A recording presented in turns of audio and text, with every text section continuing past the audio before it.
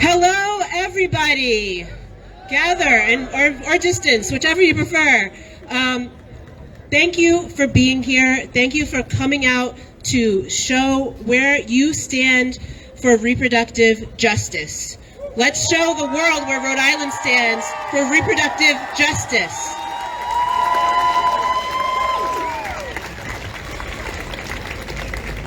It's overwhelming to see such a great crowd out here tonight, and you're going to hear a handful of speakers that will hopefully get us all energized and to continue the work that we must continue. We know that our right to abortion is something that we fought for decades ago, and ever since then, they've been chipping away at it, little by little.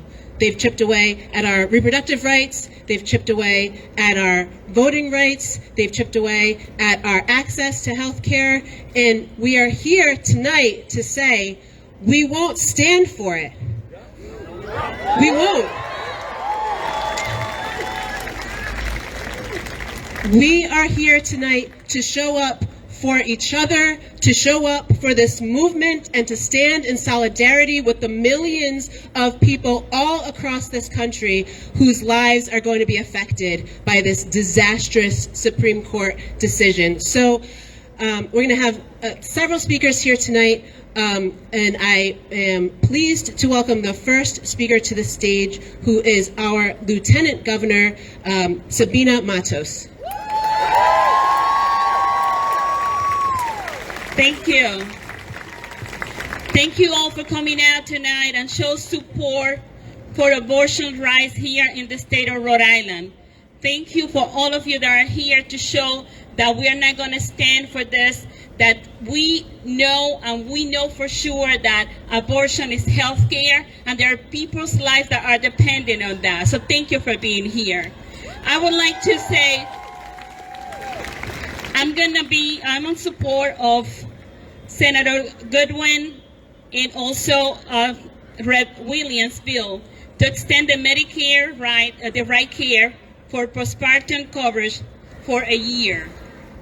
I'm also in support of Senator Valverde and Rep. Casars for their bill to extend abortion coverage to state employees and women enrolled in the Medicare program.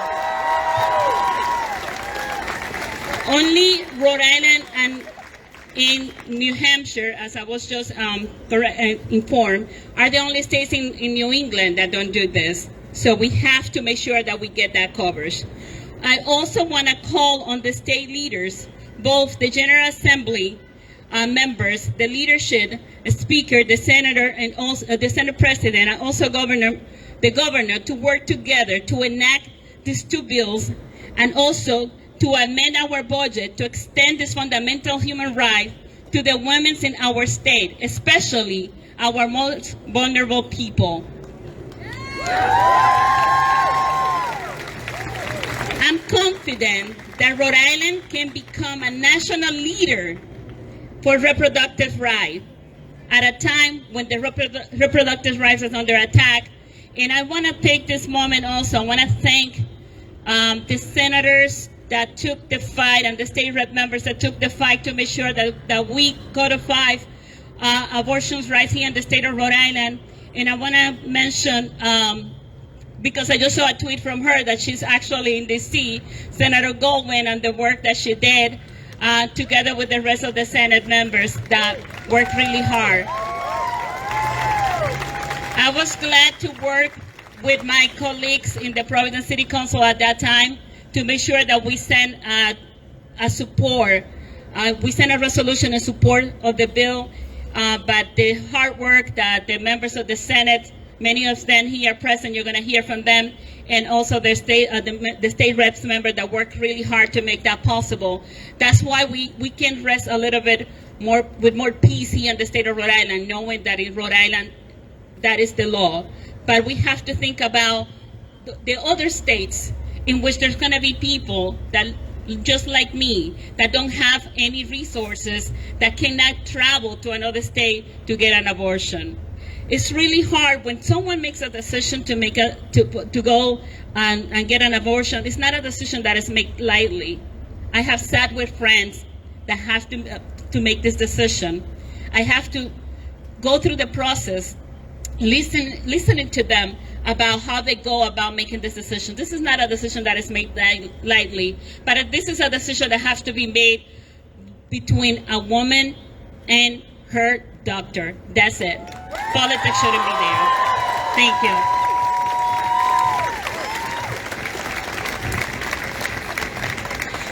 Thank you, Lieutenant Governor. I also want to say that here at the Woman Project, we don't endorse individual candidates, but we do endorse policies. And one policy that we are endorsing as the Woman Project this year is the Equality and Abortion Coverage Act. Yes.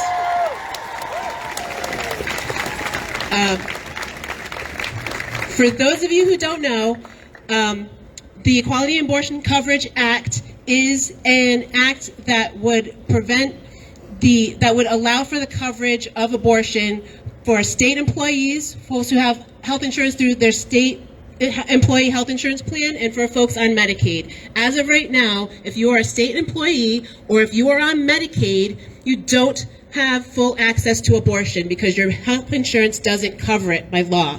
We are fighting to change that because the right to abortion isn't real until it's real for everybody.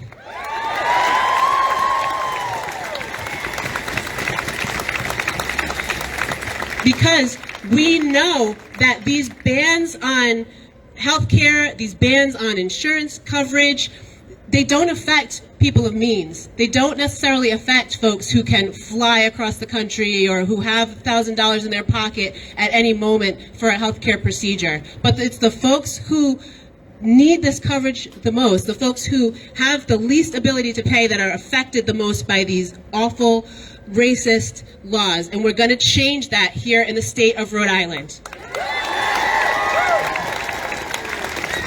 And I also want to make sure that every elected official that speaks here tonight and every elected official that is watching this from anywhere and every elected official that's here in the crowd, we're going to hold you accountable to that. We are giving you a platform to speak tonight because if you feel like this issue is vitally important, then we want to give you a platform to speak about it, but we're gonna hold you accountable. You can't just make promises and then not deliver. So we're gonna listen to what they say and then be accountable for what they do.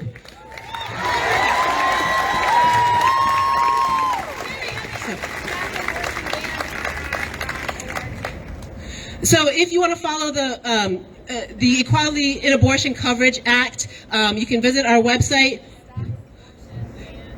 It's stopabortionbansri.org to follow our campaign. And coming up next, we have another elected official. We have our very own Secretary of State, Nelly Gorbeau. Welcome.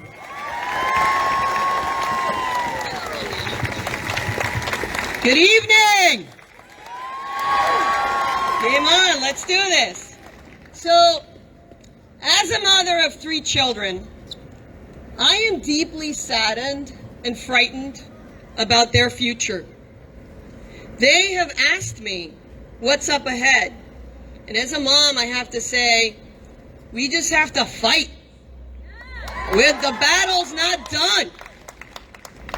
Yesterday's leak about what's coming down the pike was scary.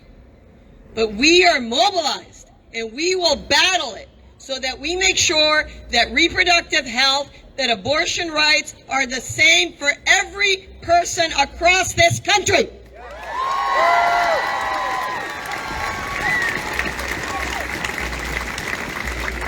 And I have to say, I stand before you in awe and grateful for those who saw the writing on the wall and advocated for the Rhode Island Reproductive Privacy Act.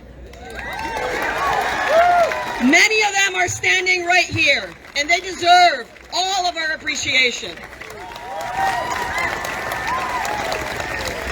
I was honored to join them in that fight then, and I'm honored to be in the battle tonight. In 2022, abortion access is on the ballot in Rhode Island and across this country.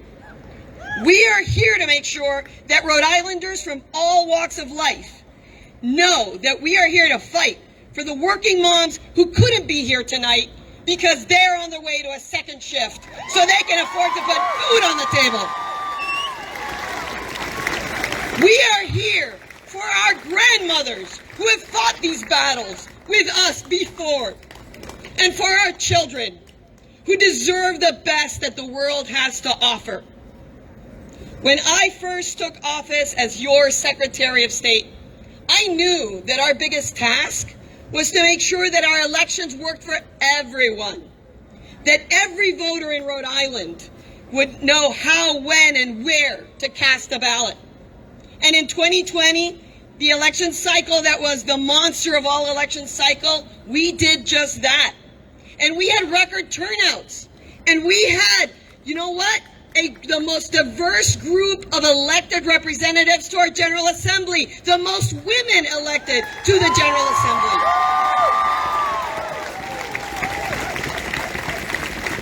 Elections matter. And in this election cycle, it'll be crucial for all of us to show up and vote for those who have a proven track record of fighting for reproductive rights.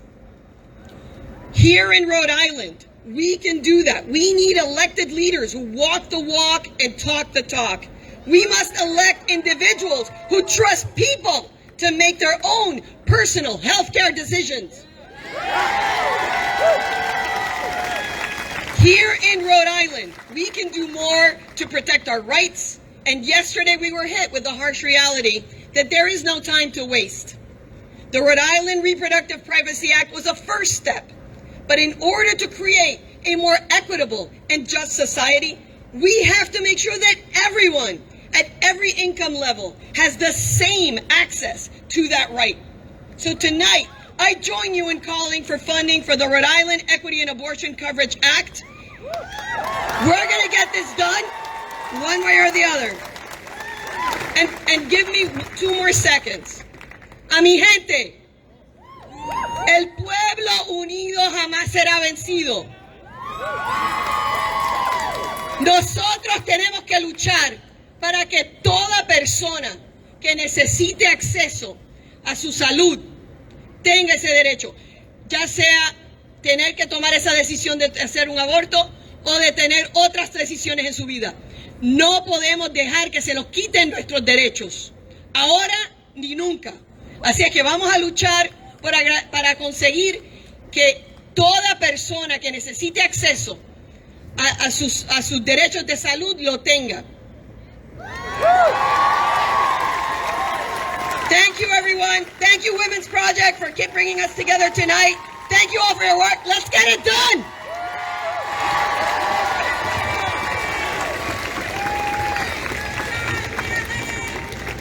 Yes.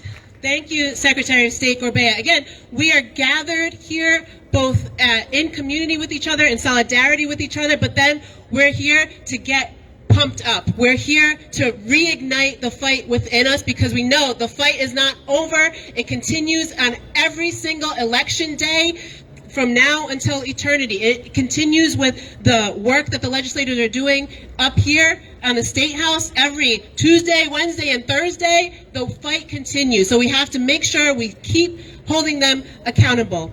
And next up, we have our General Treasurer, Seth Magaziner.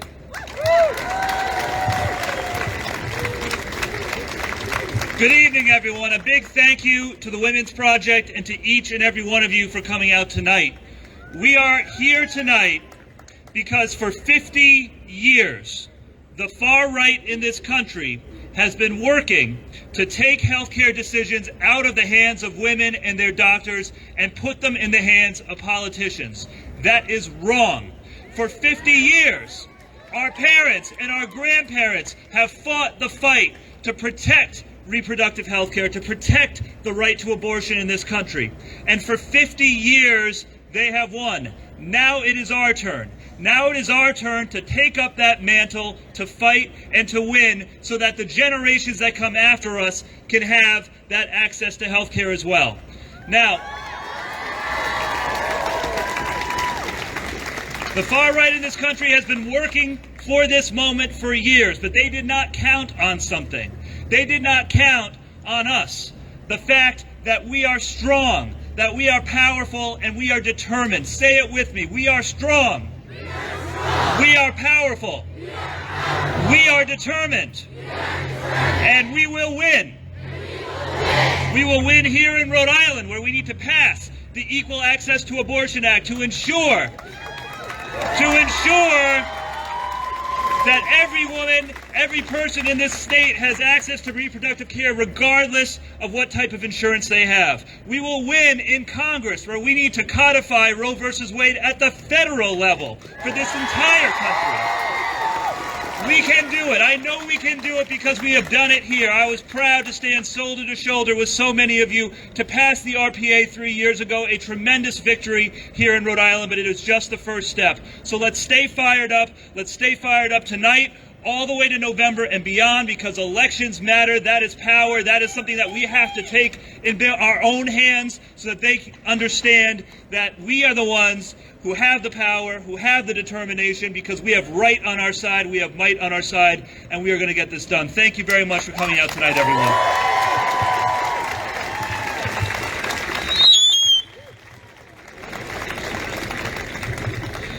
Thank you. We are going to keep right on moving along. Next, I'm very, very pleased to welcome our two co-sponsors of the Equality and Abortion Coverage Act, Rep. Lana Kassar and Senator Bridget Valverde.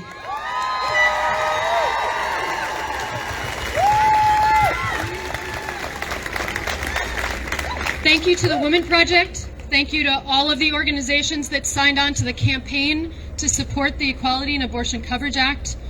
And thank you to all of the healthcare providers who continue to provide healthcare, quality reproductive healthcare that includes abortion, to their many patients.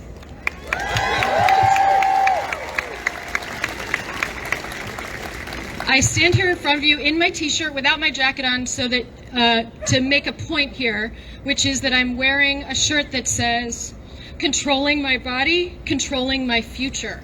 And that's what every person in Rhode Island deserves. They deserve the opportunity to control the choices about their health care and the choices about their reproductive life. And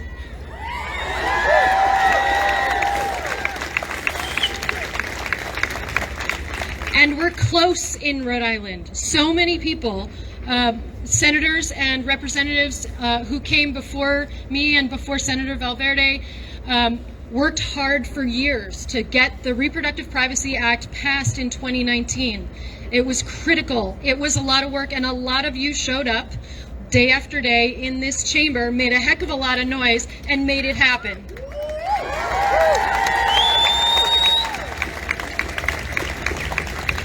And when we made that happen, we were saying that every Rhode Islander deserves a right to make their choices about their bodies. Every Rhode Islander deserves access to abortion.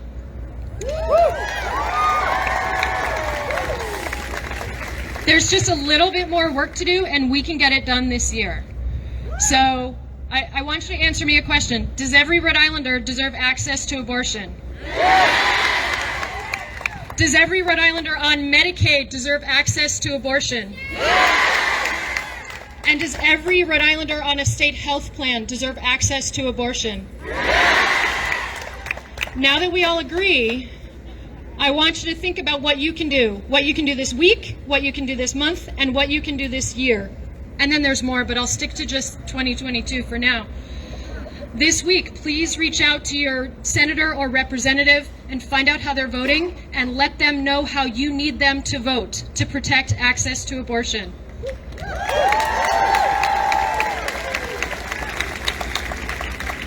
And this month, what I'd like you to do is continue to pay attention to what's happening with our bills, the Equality and Abortion Coverage Act. In the Senate, it is Senate Bill number, we'll get you that. Trick question, sorry. And in the House, it's Bill 7442. And in the Senate, it's 2546. We had it.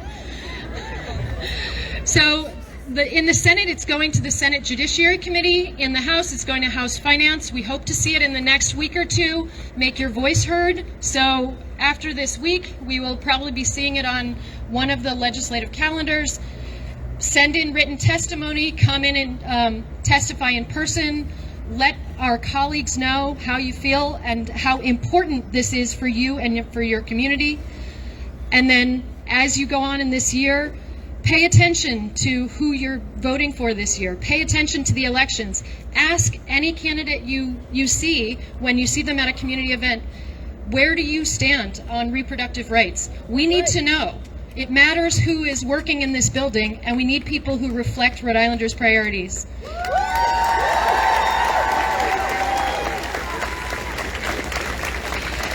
So just one more thing, and then I'll pass it on to the next speaker. Is that right now what we're hoping for is that there is a budget amendment. Since coverage for Medicaid and coverage for health state insurance plans is part of the is included in the budget, what we need now is a budget amendment so the governor's office can help us with that. We're hoping to see, Governor McKee made a statement on social media today that he supports the Equality and Abortion Coverage Act. I encourage you to urge him to put together a budget amendment so that we can make this happen. And then we're just going to fight for that and make sure it stays in the budget and we cover the health care that Rhode Islanders need. Thank you so much.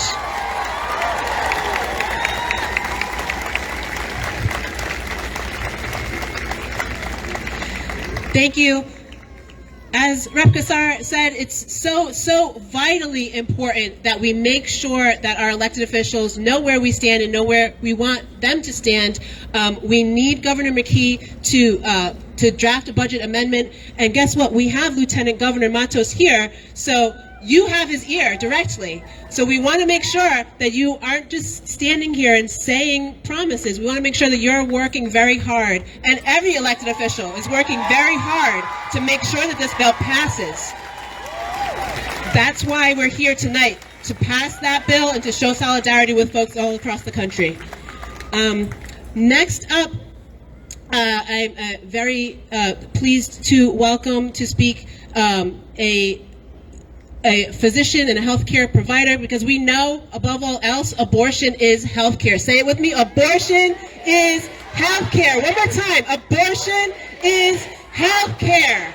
And so we have a medical professional here, Dr. Megan Smith from Women and Infants Hospital, here to speak for you today. Hello. Hi, my name is Megan. I'm an OBGYN, a resident physician at Women and Infants Hospital, and I'm proud to call myself an abortion provider. First, I want to thank you all for being here today, for showing up. I wish we didn't have to meet like this, but it gives me hope that we won't be alone fighting against this attack on birthing people. So sorry. Thank you for showing up today. We won't be alone in fighting this attack on birthing bodies.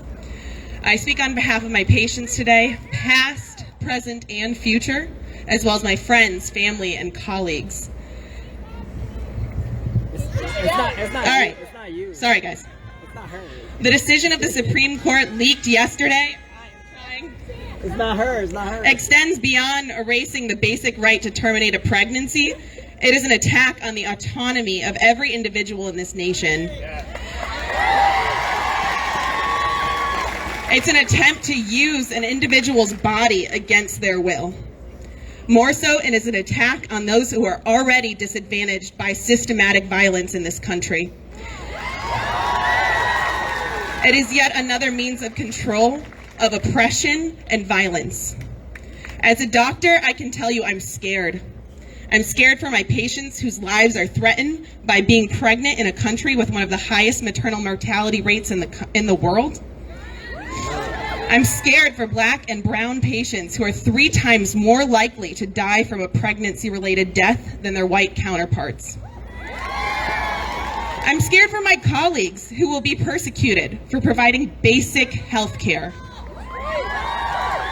I'm scared for my high-risk patients forced to continue a pregnancy that is destroying their body while we watch helplessly.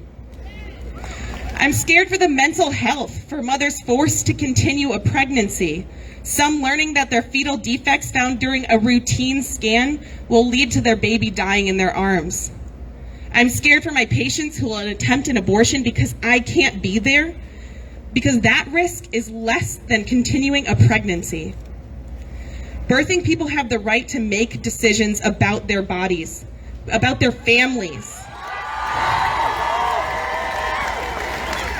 about their futures, about their lives. We are in a war that we cannot lose. So today I urge you, call your senator, call your representative, call the governor. Tell them this is not okay. Tell your neighbor to do the same. Vote like your life depends on it, because it does. Thank you so much.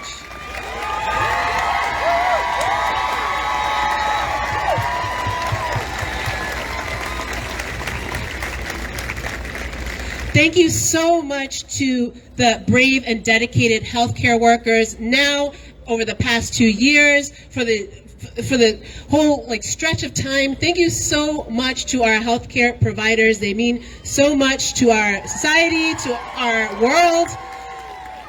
And thank you to those who are specifically here to speak up for reproductive justice, because abortion is healthcare. Let me hear you say it. Abortion is healthcare. Next up, we have from Coyote, Rhode Island, we have Bella Robinson.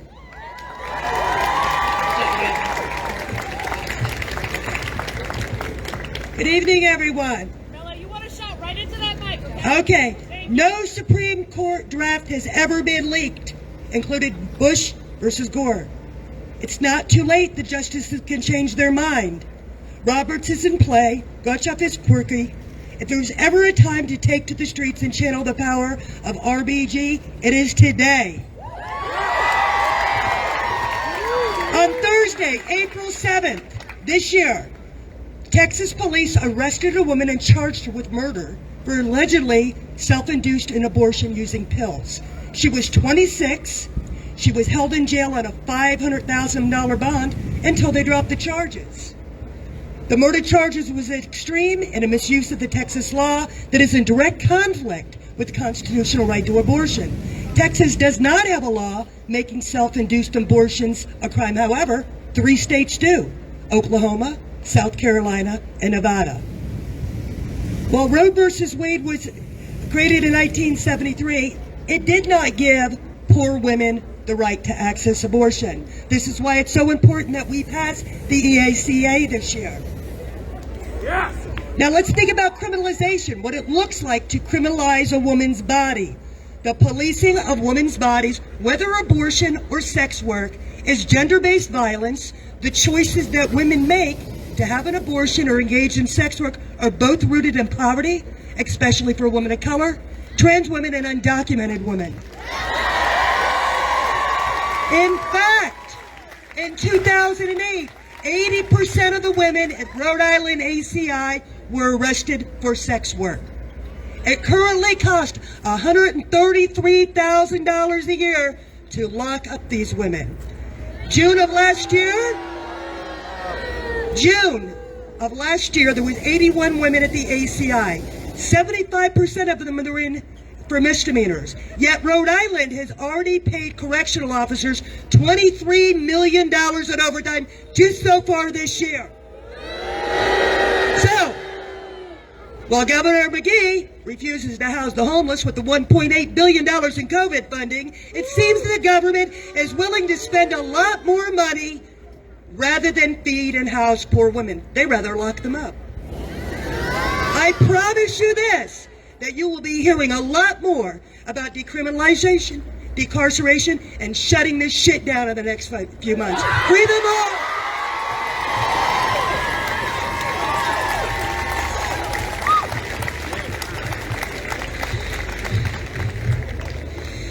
Yes, and next up, We're going to keep this moving. I just want to, we're doing some projections here at the Women Project. That's one way that we like to make our voice heard, is to project on all kinds of random stuff. So we're projecting on the State House right now. We also have a hot air balloon that we are inflating as we speak. And we are going to be projecting on that as well. So once the speakers are finished, please stick around to check out our hot air balloon projections. But until then, we have another speaker lined up for you, and this is Representative Rebecca Kislak.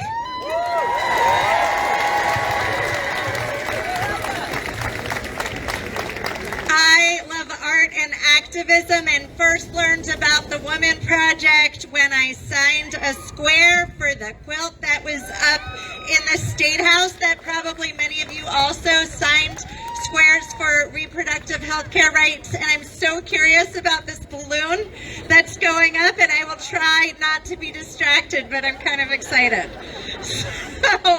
So I wish we didn't have to be here. And I don't think any of us are surprised that we're here. We knew this was coming, and we didn't want it to get here, and here we are. And it's still surprising, it's still shocking, it's infuriating that we're here. And it's much worse than I tried not to think about. I mean, the draft leaked opinion is like one of the worst case scenario hypotheticals I kept coming up with when I studied for law school exams. We feared that they were going after abortion and marriage equality and maybe even birth control. I mean, this leaked opinion is a map for overturning opinions about rights that are really, really important to us. Where will the overturning of established precedent end?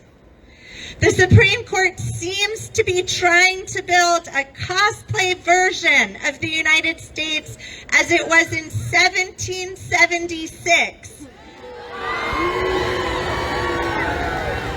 And I know I and you all want to live in 2022. I like the world we're working so hard to build together, one where people can control our reproductive futures with access to birth control and to abortion. One where I can be open and married to the love of my life, Dr. Joanna Brown, who's here somewhere. One where kids can be their truest selves, whatever race, religion, sexual orientation, or gender identity. The kids are awesome, and I know that we're all here supporting them, and I just want to help them build the beautiful world that they want to build. We need to keep working towards this diverse and beautiful world that we are building together, and make sure we cherish and love each other, even in the face of draft opinions like this. We have a chance in Rhode Island, and I hope we all take this energy tonight. We have a chance in Rhode Island to make sure every single Rhode Islander has access to abortion. In 2019, we took a really important step to ensure that abortion is legal, and now we need to make sure that everybody can access abortion if that's the health care that they need. I want to acknowledge, but I'm not going to list everybody's names, but we are joined mostly up here on the steps by so many of my legislative colleagues in the House and in the Senate. And somebody else earlier pointed out that we're here, come talk to us. Please do. And I want to thank all of my colleagues for being here and for supporting access to abortion, both by passing the Reproductive Privacy Act in 2019 and by supporting the Equal Abortion Coverage Act to ensure that Rhode Islanders who are covered by Medicaid, or Rhode Islanders who have state health insurance because they work for the state in this building or another state building or Rhode Island College, that we we can all access abortion if that's the health care that we need at that moment. Abortion is health care.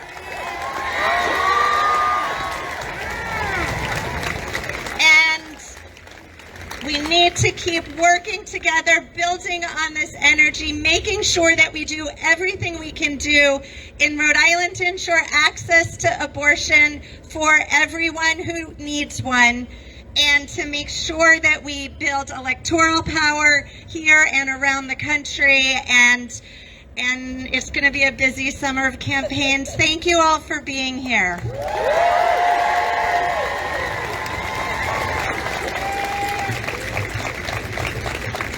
Thank you, Rep. Kislak. Again, this is an election year here in the state of Rhode Island. Every 2 years is an election year in the state of Rhode Island because our General Assembly is up for election every cycle, every 2 years. So that's Rep. Kislak, Rep. Kassar, all the reps, all the senators here, they're up for re-election potentially this year. So pay attention, listen.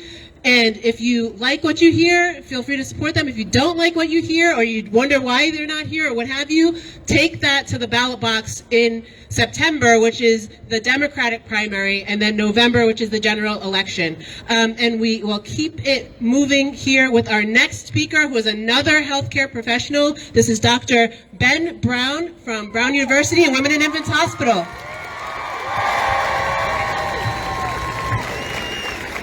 Good evening, everybody. I am so happy to see so many people here. Thank you for turning out. Thank you for turning out on short notice. Thank you for making your voices heard. So, yes, my name is Dr. Ben Brown. I am an OBGYN. I do labor and delivery care. I provide birth. Hold it closer. All right, you got it. How's that? Can you hear me now? I thought I was talking really loud, but I can talk louder. I have a loud voice. We can do this together. I'm an OBGYN. My name is Dr. Ben Brown, and I'm an OBGYN. I provide birth care for folks of all risk levels, high-risk complex pregnancies as well as average-risk pregnancies. I provide emergency care at women and infants, and I also provide abortion care as part of comprehensive health care for folks with uteruses.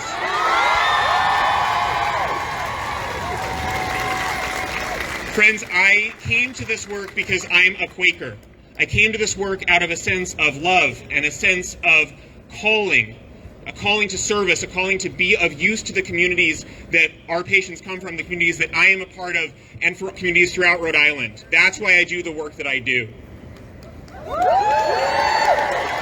I believe in being there for patients. I believe patients deserve somebody who can make the healthcare space a safe space, where we can center their voices, center their needs, hear their values, and provide the care that they need based on those values, based on where our patients are coming from. That is what I strive to do every day in caring for patients. And I know that I speak for so many of my colleagues in saying that. That is what we are here to do. We want to make healthcare spaces safe spaces and supportive spaces for all of our patients, for all Rhode Islanders.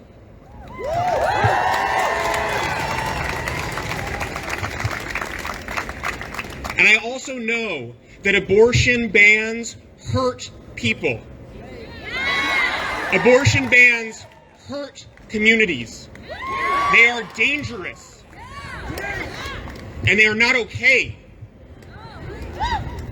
I want to tell you, I trained in Chicago. I trained in the Midwest. And Chicago provides care for a huge swath of the country where people have poor access to abortion. And I saw patients, every clinic who had traveled to see our office from other states, from Indiana, from Wisconsin, from Iowa. People had traveled hours. I saw that every clinic. I saw patients who had to take time off of work. I saw patients who had to raise extra money to pay for the gas just to get to the city where I was working. I saw patients who had to navigate an unfamiliar city, find a place to stay. And every time I would care for one of those patients, I would think about all the patients who didn't have the resources to surmount those barriers. Who were the patients who couldn't get to that care because they couldn't surmount those barriers?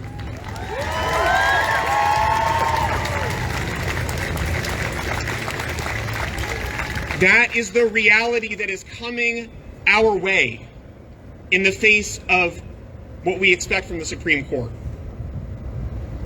But friends, we are strong. We are going to fight back.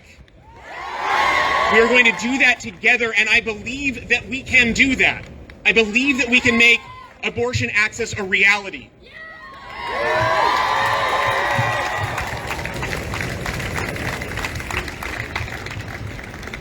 So I want to say, if you are new to this movement, welcome.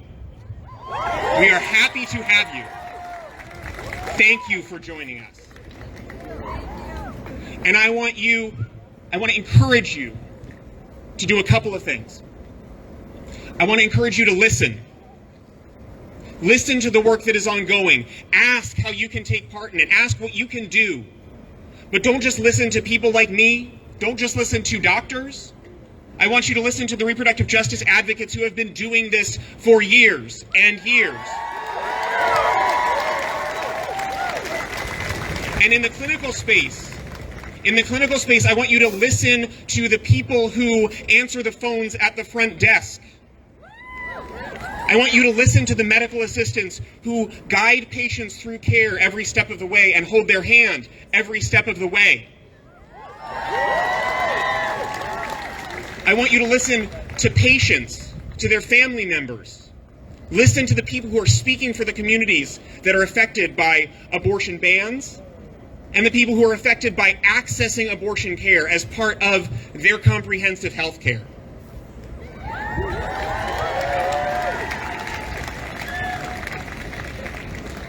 And then I want you to donate to abortion funds here and around the country. And I want you to vote. Vote for people who will support the Equality and Abortion Coverage Act here in Rhode Island to make our state a better haven, a safe place where people can get whatever care they need. And for everybody involved in this movement, the people who have been here for 5 minutes, 5 years, 5 decades, I want to take a moment to remind you that in a challenging time, in a scary time, we owe each other love each other, uplift each other's work, show each other solidarity, and then let's fight like hell for our patients, for each other, and for our communities. Thank you, everybody.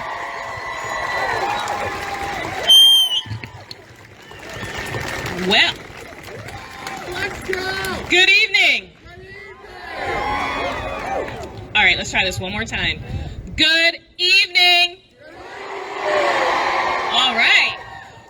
Tonight we're all here for one reason. We are pissed off and tired. My name is Jennifer Rourke. I am a board member at the Womxn Project. I love y'all. Y'all so sweet. And I'm mad as hell. I'm tired. We have been fighting for way too long for something as simple as what? Healthcare. It's healthcare. Y'all all gathered today at a drop of a dime. You got a message on Twitter. You got an email. Somebody maybe texted you to say come out. This started off as something small. It was supposed to be a small project, and you know what we're famous for? Doing some crazy shit. Hence the hot air balloon. But turn around and look at the people that are here tonight. These are the people that are fighting with you.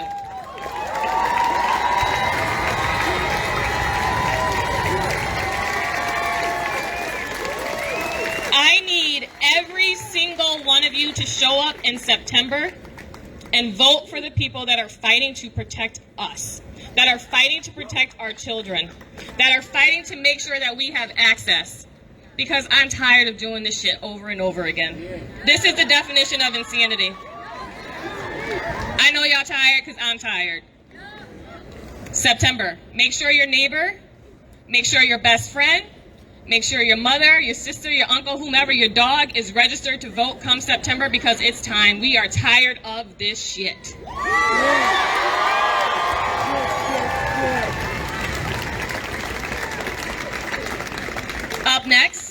we have Indira from PSL.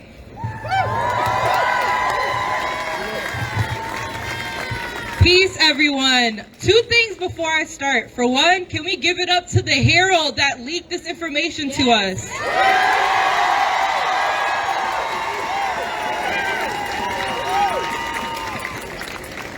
Two, I mean, some of y'all may know, I always like to start off with a chant. So let's start off with, fired up, can't take it no more. We're fired up. We're fired up. We're fired up. We're fired up. Peace. Again, my name is Indira, and I'm proud to organize with the Party for Socialism and Liberation. So on my way here, I was thinking about all the protests and actions that I've been to over the years, right? All the struggles for women's rights, workers' rights, for affordable housing, and quality public education. And it made me ask the question, how long are we going to take this, right? How long are we going to demand our basic human rights? Is it going to be 5 years, 10 years, 20, our whole damn lives? Whenever working and oppressed people ask for the basic rights, for the right to housing and education, the right to have dignity and respect on the job, for the right to have an abortion, the answer is always, it's complicated, right? The process just takes time. We just don't have enough resources for it.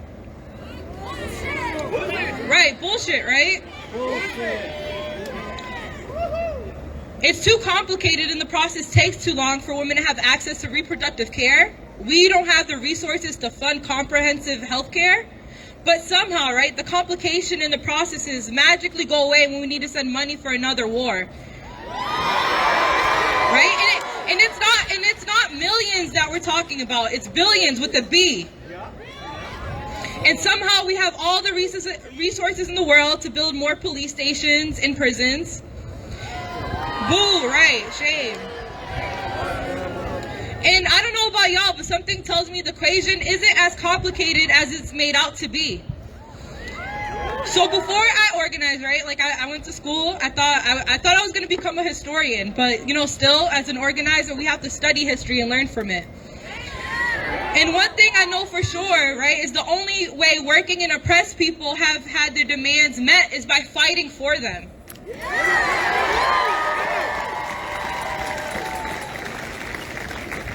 So I think it's important for us to refresh our memory of the Supreme Court decision that granted the right to of how abortion was even won in the first place.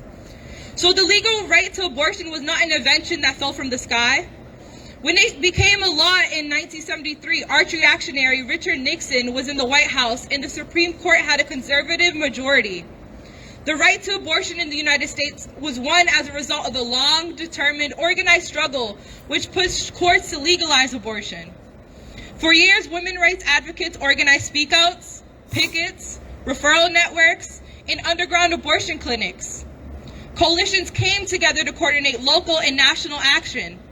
Militant feminists created underground networks to guide people to and even perform safe and affordable illegal abortions.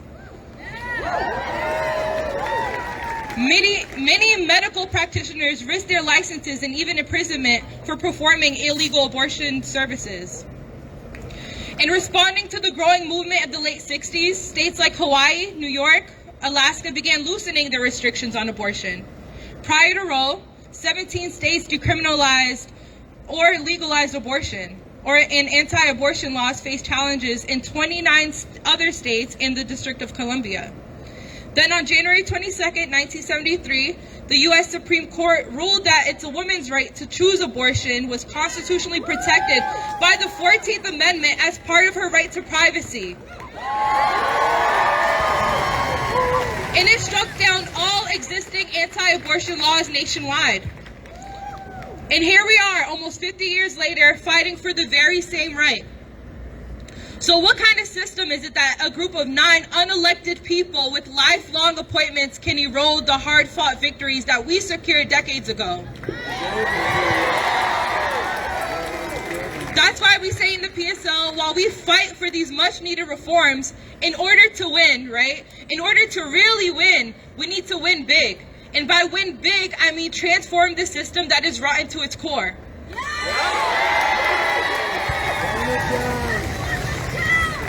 A system that in one day can spend $30 billion on war and the next day effectively criminalize the bodily autonomy for millions of women. Boom, right. We're fighting for a system that is organized not on profit and total domination of the wealthy, but on our needs. And that's why I became a socialist. And that's why I'm out here today. And that's why we can't stop fighting. Because when we fight, we win. When we fight, we win. Because when we fight, we win. Thank you.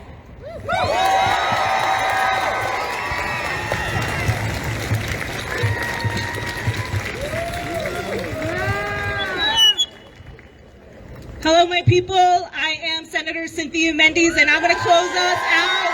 What up? Love you. All right, I'm going to close us out with some chants. I don't know about you all, but as my dear friend Jennifer Rourke said, I'm pissed. And I think as we channel that rage, I think we make these walls shake. And I think one thing we can all agree on, this is some fucking bullshit. So here's what it's gonna do. I'm gonna tell you all the shit that we've been hearing for years, and you all are gonna respond back, bullshit. Ready? In a day, we can take your rights away. Bullshit. We do not regard your voice. Bullshit. We do not prioritize access to health care. Bullshit. Your body is not your rights. Bullshit. Keep marching. Bullshit. Keep waiting. Bullshit. Keep asking. Bullshit. We're listening. Bullshit. The fact that we have to be here and keep doing this is some the fact that we have to ask for Equality and Abortion Care Act for a second year when that was already in the Senate last year is some Are we going to tolerate this? Hell no. They hear us loud and clear. Say it.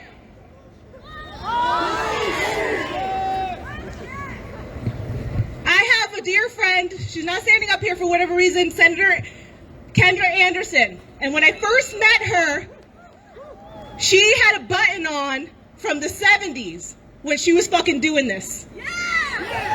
She was marching for our rights before I was even born. And so on behalf of all the women and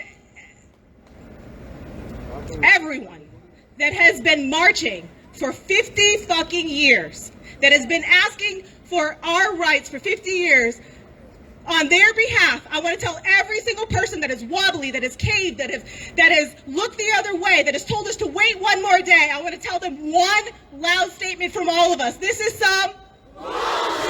Thank you. Love y'all.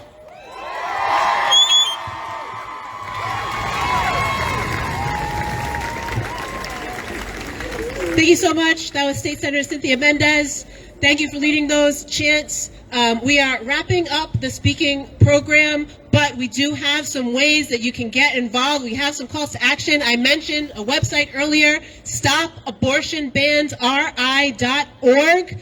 Go to that website. You'll find out ways that you can join our movement right here in Rhode Island. And when I say our movement, I mean our movement right here in Rhode Island. It's still going. We are fighting here in Rhode Island to pass the Equality and Abortion Coverage Act, and so you can sign up and find all different ways that you can get active. We also have a table right down near the foot of the stairs, so you can get information, sign up for our for updates on the campaign, so you can get involved. We also need folks, if anybody has afternoon availability on Tuesday, Wednesday, and Thursday, because that's when our state legislatures decide they're going to meet every week. We need a presence here in the State House. We need to let them know that we won't be ignored. And so There are many ways that you can participate in this movement, but that is one way. If you know you have afternoon free Tuesday, Wednesday, or Thursday, please come on down to the State House. We'll give you a sign, and we'll show them that we are not going away until they pass this Equality in Abortion Coverage Act.